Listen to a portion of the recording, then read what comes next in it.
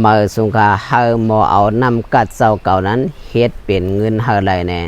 กวนเอากำนำในป้อเฮาเอาอันเดียวกัดแขนนั้นเฮ็ดเป็นเงินเฮาไรป้อในซึ่งเพราะว่าเฮานั้นสร้างขึ้นเยอะอยู่เซาติมาลานนี้เฮาปองเซาดีเมื่อนางกวนเตรียมห้างอันวันนี้ฮู้ว่าเขากัดแขนนั่นอยู่เอาป้อในซึ่งสังว่าเขาเตรียมห้างอันสิเย้าก็มาเฮ็ดปุงสิมาเอาปุงอันที่เขาเตรียมกัดแขนนั้นมาเฮ็ดปุงอันสิขายป้อในซึ่งย้อนดังกัดแขนนั้นเขาดีจังไหลเงินมาเมื่อนางกวนอันใกล้เตรียมดิเขาจะในย้อนว่าเจ้าเก่าใกล้เตรียมดิแลย่อก็เอาตังหูเจ้าเก่านั้นเตรียมดิสิเฮ็ดปรับออกขายเบิ่งแตงอันง่ายๆเที่ยงอันนอเมื่อนางกวนเกียกเรียนเกมเขากวนเกียกเรียนเกมเขามาก็ไหนเขียนลองเกมอันนั้นได้ดิที่เขาเขียนก่อนนั้นอันนั้นเขามาสตรีม5อันนั้นเขามาไล่โซเสียเล่นนี่เปิ้นน่ะอันนั้นเฮ็ดของเสียนั้นสิหาเงินป้อในซึ่ง